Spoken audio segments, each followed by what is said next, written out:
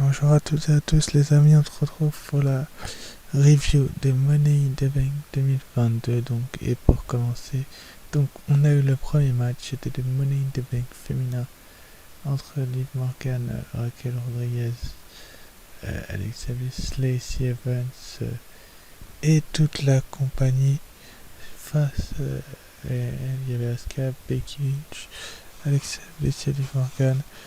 Et donc c'est l'équipe de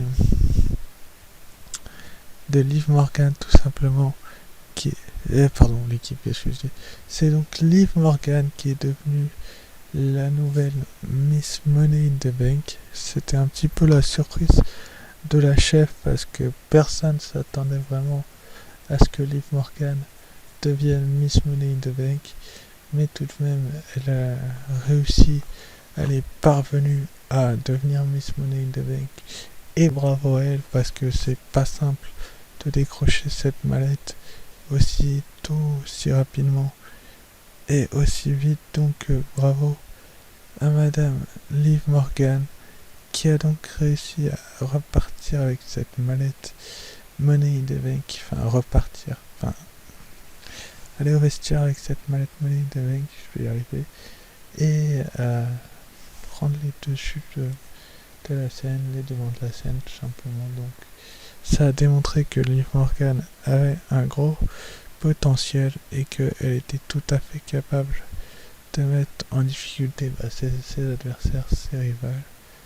Donc Liv Morgan est votre nouvelle Miss Money in the Bank. Et ça, qui l'avait vu venir, je pense que pas grand monde l'avait vu venir. Donc voilà quoi, c'était plutôt un bon match à part ça, mais surtout félicitations à Liv.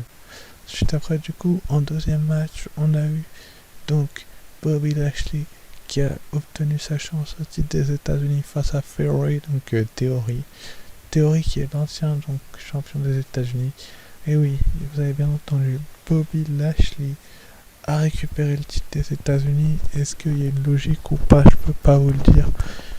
Mais avec la WWE, il n'y a pas souvent de logique. Mais en tout cas, Bobby Lashley a littéralement détruit Theory, même si Theory a eu certains passages où il a pu revenir, mais finalement il n'a pas réussi à s'imposer.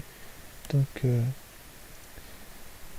c'est plutôt bien vu de la part de la WWE que de mettre le titre sur les épaules de Bobby Lashley, le tout-puissant. Mais est-ce que la WWE a raison ou a tort? Ça, je ne saurais vous dire.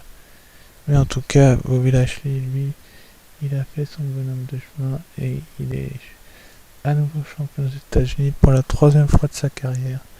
Si je me trompe pas, c'est plutôt bien vu de la part de la WWE que de mettre le titre sur Bobby Lashley, parce que peut-être que la WWE se serait trompée si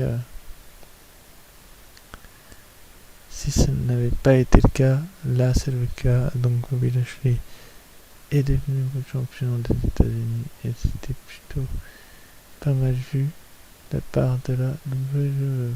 Donc ça prouve tout simplement que Bobby Lashley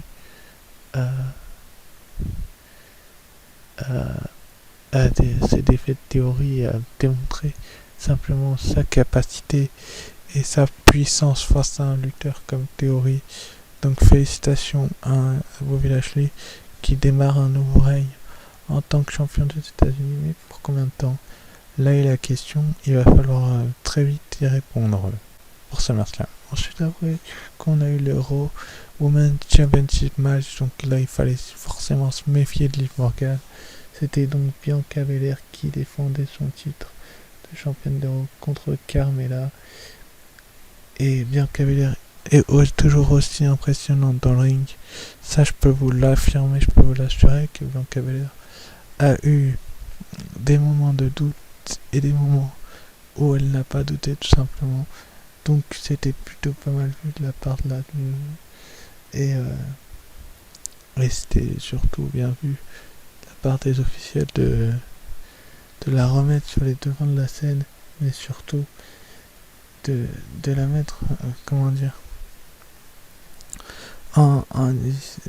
d'être mise en difficulté. Carmella n'a pas volé son match de championnat parce que franchement Si on m'avait dit que Carmela livrait un match aussi bon que celui-ci qu'on a eu à Money in the Bank la nuit dernière, je vous aurais dit non, c'est pas possible.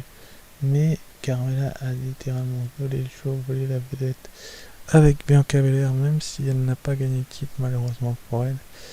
Elle a tout de même eu les chances, la possibilité de démontrer le potentiel qu'elle avait. Donc la WWE sait ce qu'elle fait et on voit très très clairement que la WWE tout simplement est vraiment sur les devants de la scène et domine littéralement les semaines qui suivent. Donc bravo à la WWE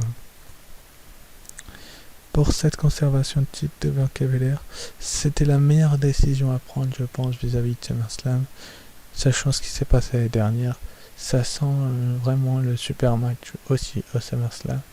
Et c'est tout ce que j'ai à dire sur ce match. Donc du coup ensuite après on a eu les Usos qui ont conservé leur titre face au Street Profit, mais dans un match, excusez-moi l'expression, mais de déglingo. Le match il a duré, je sais pas moi, il a dû durer une bonne vingtaine de minutes, mais les deux équipes ont vraiment tout donné. Si vous voulez mon avis, je pense que les Usos ont livré le match de leur vie hier soir à Money in the Bank face au Street Profit, qui eux ont démontré leur potentiel, qu'ils étaient capables eux aussi de voler le show, de voler la vedette pendant toute une soirée. Donc les Street Profit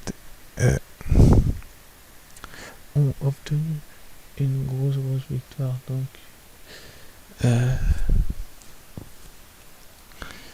Donc c'était plutôt pas mal. Malheureusement la fin du match est un petit peu, il y a un souci. Montageford avait une épaule levée, c'est vrai, et je l'avais voir sur l'image, mais il avait bel et bien une épaule de relance. Mais c'est peut-être une façon aussi de continuer la rivalité. Mais en tout cas, les Usos sont toujours les champions par équipe. Du côté du SummerSlam, on risque forcément d'avoir une revanche, mais forcément que la WWE va nous faire cette revanche-là. Mais est-ce que la WWE a vraiment besoin de faire cette revanche-là? Je suis pas sûr, mais je pense que ce sera quand même le cas qu'ils vont la faire et qu'ils vont nous faire mentir en nous livrant un match 5 étoiles et en prouvant tout simplement que leur équipe est vraiment au top de sa forme. Ensuite après du coup on a eu Ronda Rousey qui a descendu son titre féminin de SmackDown contre Natalya dans un match qui a été super bon. Non mais vraiment sérieusement, sans vous mentir, j'ai beaucoup critiqué Natalya à tort ou à raison. Je vous ai traduit ce que Ronda Rousey avait dit sur Natalya également, à tort ou à raison, j'en sais rien. Tout ce que je peux vous dire, c'est que Natalya a fait mieux que résister face à Ronda Rousey. Elle l'a même mise en difficulté, mais finalement elle a tapé dans le armbar de Ronda Rousey, le armbar que beaucoup de fans auraient pu imaginer être la prise qui aurait mis un terme à cette rencontre. Bah là, finalement, ça a démontré tout simplement tout le savoir-faire de Ronda Rousey pour conserver son titre. Mais on aurait pu s'arrêter là-dessus. Mais voilà quoi, on aurait pu bien évidemment s'arrêter là-dessus. Après un tel match entre deux lutteuses de ce point de vue-là,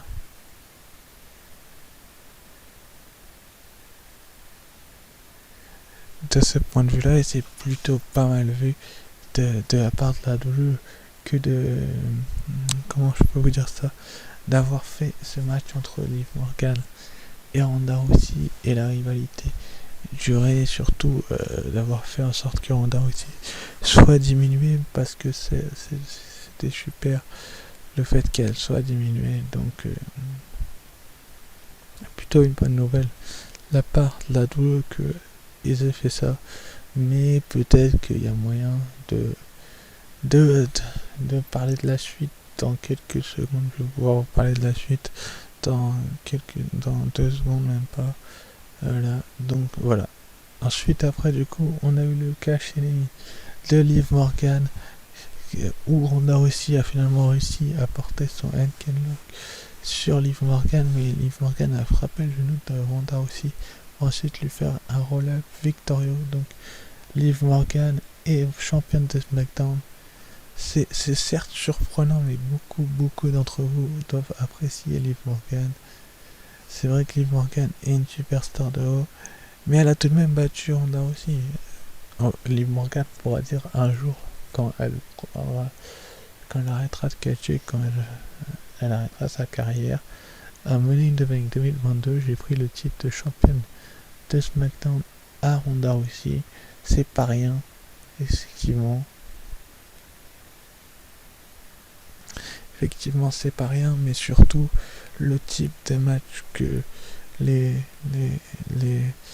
fans veulent voir. C'est vraiment ça. On a vu Natalya affaiblir Ronda aussi, et un super cash-in de Liv Morgan qui a gardé sa mallette pendant 2 heures bien au chaud avant d'encaisser. C'était plutôt une bonne idée de la part de la WWE que d'attendre 2 heures avant que Liv Morgan encaisse, même si, bien évidemment, je pense que la WWE sait très bien ce qu'elle fait, et que Liv Morgan et Ronda Rousey vont sans doute se retrouver du côté du SummerSlam. Ça n'a pas encore été annoncé officiellement, les amis, mais il y a possibilité qu'ils se retrouvent, parce que je vois pas trop comment la rivalité pourrait s'arrêter tout de suite alors qu'elle vient de démarrer. Ronda Rousey va sans doute faire un turn et être en rivalité avec Liv Morgan, qui sera la face du coup de la rivalité en tant que championne de SmackDown. Mais vraiment, c'est son premier règne, s'il vous plaît, ne le gâchez pas, même si Ronda a sa revanche. Ensuite, après, du coup, on a eu le main event. Donc le main event, c'était le Money in the Bank ladder match masculin. Donc c'était tous les participants annoncés plus Theory.